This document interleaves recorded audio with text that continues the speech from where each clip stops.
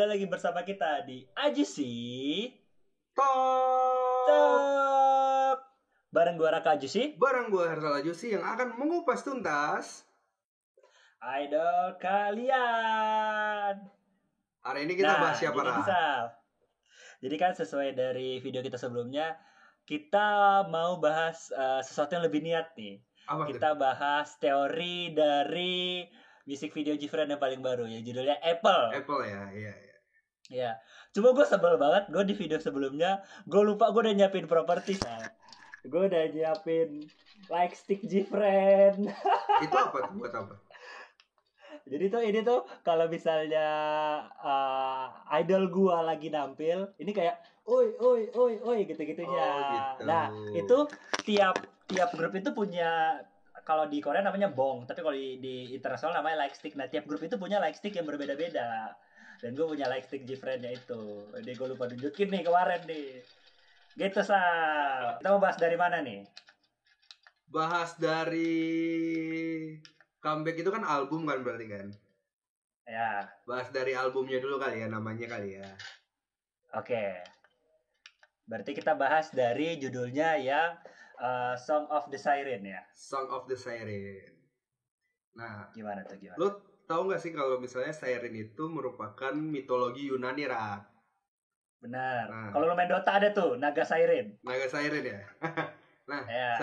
Siren itu mitologi Yunani, di mana Siren itu merupakan perwujudan antara setengah burung sama setengah wanita. Yang biasa mereka lakukan adalah menggoda para bajak laut atau pirates yang akhirnya tergoda sama nyanyiannya mereka. Oke. Jadi ketika mereka nyanyi, ya. ketika mereka nyanyi, kita itu yang mendengarkan itu jadi nggak sadar gitu loh. Saking indahnya, jadi kita bisa berpikir bahwa oh ini indah banget. Nah, di mitologi Yunani itu ketika Siren bernyanyi, si pirate ini nggak sadarin diri, akhirnya mereka terjun lah dari kapal mereka ke laut kayak gitu. Oh, untuk mencari asal suara itu. Asal suara itu gitu. Dan akhirnya pirate itu mati gitu loh, ibaratnya gitulah. Gitu. Oke. Berarti masuk ke Gfriend ya. Masuk ke music video Gfriend. Nah, uniknya, jadi kan setiap Gfriend ngeluarin music video itu ada ininya, ada apa sih, pre-tell-nya gitu loh. Jadi kayak cerita sebelum di music video ini apa sih sebenarnya, kayak gitu ya. Berarti kita bakalan menjawab kenapa judulnya Apple, ya. Padahal di liriknya nggak ada Apple ya. Ya, benar. Terus kita bakalan bahas juga, jadi sebenarnya mereka itu apa sih sebenarnya? Mereka itu kena racun kah kayak Snow White, atau mereka kerasukan kah, atau mereka jadi setan apa gimana, bakalan kita bahas tuntas nih. Tapi sebelum kita masuk ke music videonya, kita bakalan bahas. Jadi beberapa hari sebelum si Apple ini keluar, jadi ada Big Hit itu ngeluarin video nih, judulnya Gfriend A Tale of Glass Bead Butterfly Effect. Ya kan? Nah, jadi di awal scene itu, kalau lu lihat, dia ada kayak siluet hitam gitu, terus dia si Eunha nyeritain, kalau saya itu suaranya Eunha ya. Jadi kayak cerita tentang kehidupannya mereka. Nah, itu tuh sebenarnya menggambarkan dari musik video sebelumnya, Sal. Kayak ada, kalau lu lihat, ada 6 bunga yang layu.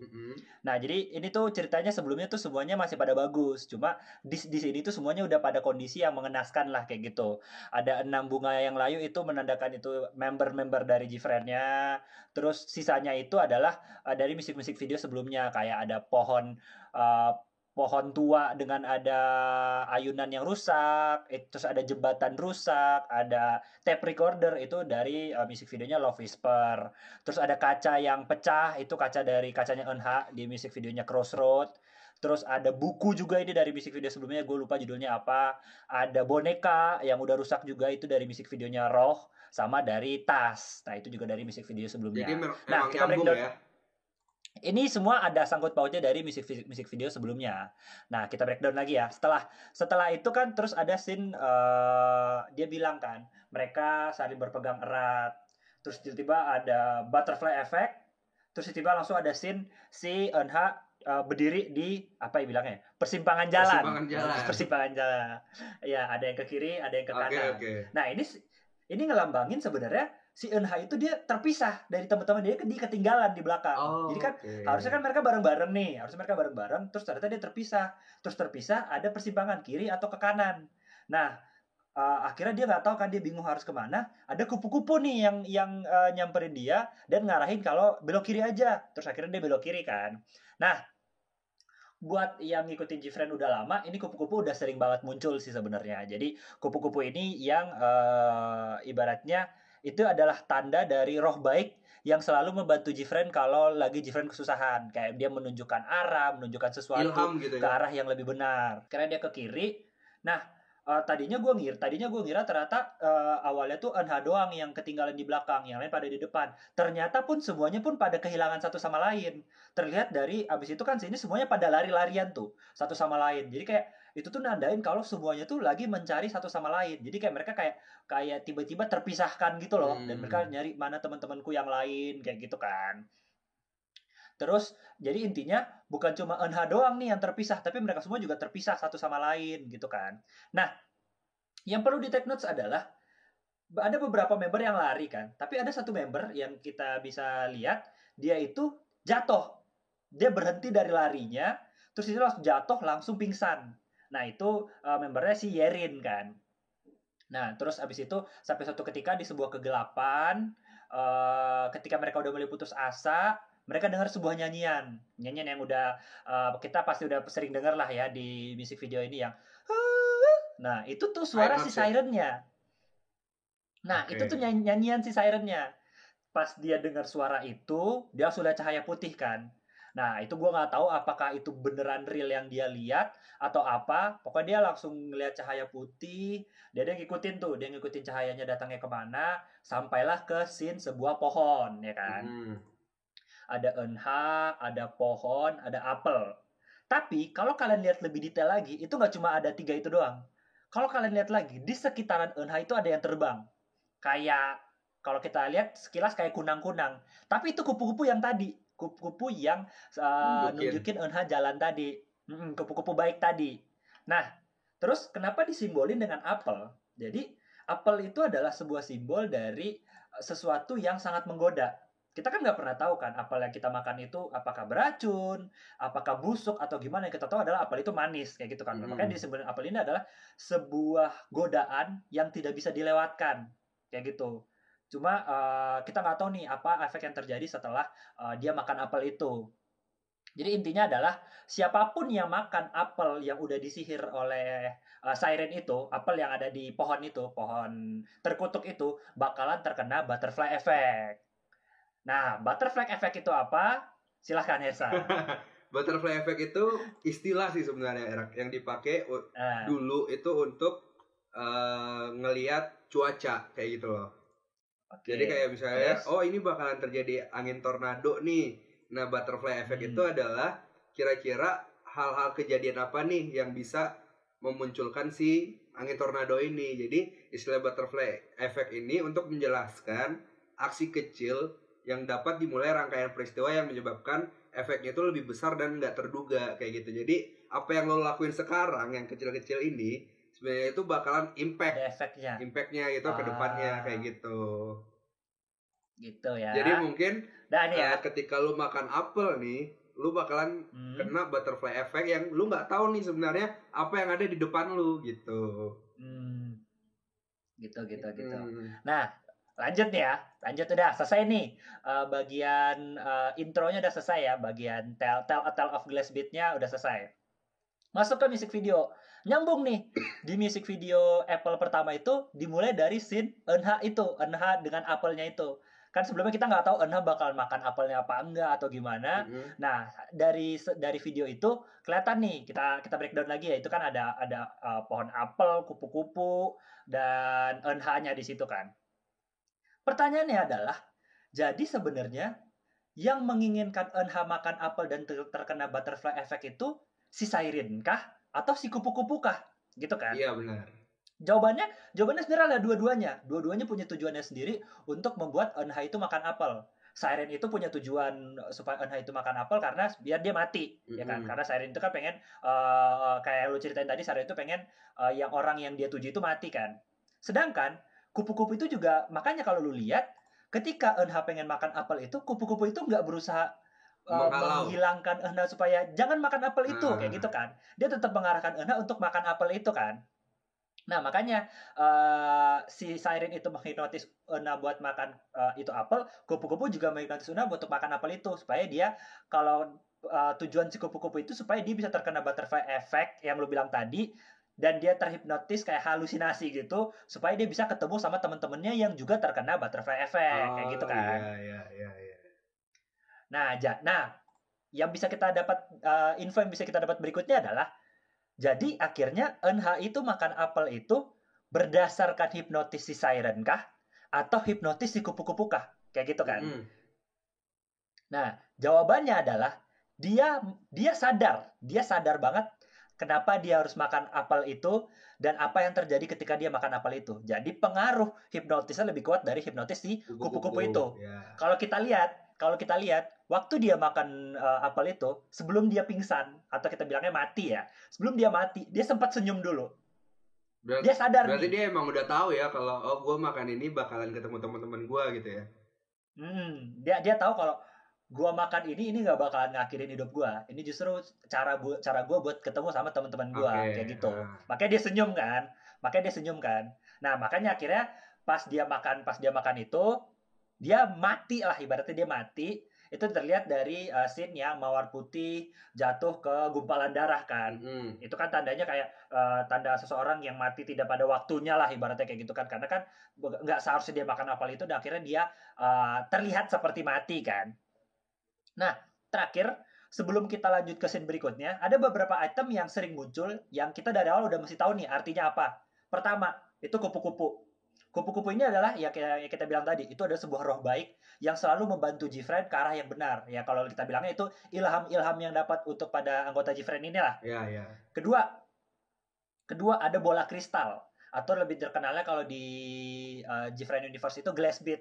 Kayak music videonya pertama kan, lagu pertamanya dia. Bola kristal itu adalah melambangkan dari keinosenan hatinya si member Jifren itu. Jiwanya Jifren ya, member Jifren ya. Jiwanya Jifren, ya. Berarti selama bola kristal itu berwarna putih, berarti jiwanya bakalan selalu innocent gitu. Nggak bakalan tidak tercemar lah, ibaratnya kayak gitu. Terus ada mawar merah yang melambangkan kasih sayang, dan mawar putih yang melambangkan duka cita kayak gitu. Ya, makanya setelah dia makan terus terkena butterfly effect, terus langsung ada mawar putih yang jatuh ke gumpalan darah kayak gitu. Nah, terus habis itu kan selanjutnya kan dia langsung tiba-tiba ada kayak mereka nari-nari gitu kan, Rak ya. Nari-nari itu kayaknya itu mereka tuh berada di tempat indah gitu loh, kayak seperti surga. Kayak gitu. Ya. Tapi kayaknya itu bukan surga, Rak, gitu loh. Bingung gak sih? Karena maksudnya kenapa mereka itu tuh tiba-tiba dia langsung ada di surga gitu loh, nggak dijelaskan. Jadi kayaknya itu mereka itu berada di tempat perantara. Dunia antara berarti ya? Dunia antara kehidupan sama kematian gitu loh. Kayak gitu. Okay. Nah, kenapa tempatnya indah seperti surga? Itu yang disebutkan dengan butterfly effect tadi. Itu efeknya gitu loh.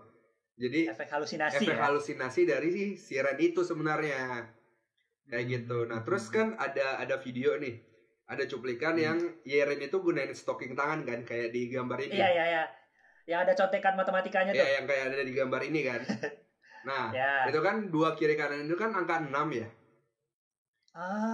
Kiri kanan 6 ya? Kiri kanan 6. Nah, terus mereka itu kan ada 6 orang nih di sini nih. Benar. Nah, kalau misalnya nih kita sambungin dengan mitologi-mitologi yang lain, berarti kan tulisannya jadi 666 kan? Ya, 6 dan 6 membernya ya. Iya, gitu dan biasanya kan itu diartikan sebagai satanik. Tapi kan kita nggak bisa bilang kalau misalnya Jifren itu satanik kan? Nah, tapi satanik di sini diartikan itu adalah mereka ini yang ada di situ itu bukan lagi manusia. Karena yang tadi gue bilang mereka itu sebenarnya berada di tempat antara kehidupan dan kematian. Oke. Gitu loh. Jadi 666 ini melambangkan mereka itu bukan manusia yang berada Manusia di lagi. kehidupan dan kematian. Nah, Oke. terus di sini kan dilihat kalau misalnya gayanya Gfriend itu tidak seperti sebelumnya kan. Ya. Kayak kok lebih Berubah konsep. wild gitu loh kelihatannya. Nah, akhirnya Eunha ini bertanya-tanya kayak, ini bener gak sih teman-teman gua gitu kan? Tidak seperti biasanya lah Iya, ya. nggak seperti biasanya gitu kan. Nah, itu sebenarnya teman-temannya Eunha gitu loh. Tapi sebenarnya teman-temannya Eunha itu terpengaruhi dengan si Siren ini gitu loh. Makanya kelakuannya mereka itu jauh lebih wild dari biasanya yang Eunha kenal gitu kan. Iya. Dia ngerasa ada yang berbeda gitu ya. Nah, habis itu ada scene timbangan nih antara Mawar Putih sama Glassbeard kan. Ya. Nah, dimana timbangan itu lebih berat sih Mawar Putih ini gitu loh. Ya. Nah, ini tanda gitu loh, tanda yang diberikan untuk Eunha sadar kalau misalnya si Eunha itu berada di sini itu bukan sebagai sukacita gitu loh, tapi lagi berada di fase duka cita gitu karena kematian gitu kan, mau menuju ke kematian gitu loh. Terus ada scene yang ini kan, yang mereka lari-lari di koridor gitu kan. Ya. Lari-lari di koridor mau masuk ke ruangan. Terus si Sowon ini kayak ngajakin si Eunha gitu loh, ayo masuk gitu kan. Nah, tapi kan dari awal gue bilang Eunha ini merasa bingung gitu loh, ini bener nggak sih teman-teman gue gitu kan, karena ngerasa beda gitu. Sampai akhirnya si Eunha kan ditarik masuk tuh, ya kan, ditarik tuh ke ruangan kayak gitu. Nggak tahu sih siapa yang narik, soalnya tangan doang yang kelihatan. Nah, terus pas di awalnya itu dia tuh ngeliat tuh, oh ini tuh ruangan kosong gitu kan, ruangan kosong. Tapi tiba-tiba pas ganti scene ada teman-temannya gitu loh. Ya. Tapi teman-temannya yang ini lagi petakilan, makin liar gitu loh. Iya. Naik ke atas meja gitu kan. Pokoknya kayak orang makan bunga. Iya, kayak orang nggak sadar lah gitu kan. Nah, akhirnya ya si Eunha ini cuma duduk doang, kebingungan dengan ya udah gelasnya tumpah gitu kan. Nah, terus kita masuk ke scene si Yuju nih duduk di tengah. Nah, yang matanya ditutup sama teman-temannya kan. Ya. Nah, terus pas matanya kebuka itu kan ada Glassbeard besar kan sebelah kirinya Yuju kan. Merah gitu. Terus ada kupu-kupu raksasa yang warna biru. Nah, yang tadi lu bilang kupu-kupu itu kan sebenarnya nunjukin kan. Nah, jadi itu tuh pertanda si kupu-kupu itu ngasih tahu, ini lo lihat loh, si Yuju ini Glassbeard-nya udah warna merah dan di dalam Glassbeard-nya itu ada asap hitam. Gitu loh. Jadi asap hitam. Jadi berarti emang si Yuju ini udah masuk ke dunia gelap gitu loh, Rak. Kayak gitu. Sedangkan yang lain masih antara gitu. Iya, nah kan si scene selanjutnya itu si Eunha itu Glassbeard-nya itu masih warna bening kan. Kayak gitu. Nah, itu perbedaannya antara Glassbeard merah sama Glassbeard warna putih itu gitu. Putih. Jadi putih itu menandakan bahwa dia masih innocent. Dan Glassbeard merah itu menandakan dia udah memasuki fase kegelapannya. Benar gitu. Oke. Gitu, Ra. Lanjutannya nanti di part 2. Ya, itu aja sekian dari kita untuk Gfriend Theory part 1. Mantap. Jangan lupa untuk nonton part 2-nya. Oke, jangan lupa like, comment, dan subscribe. Bye-bye.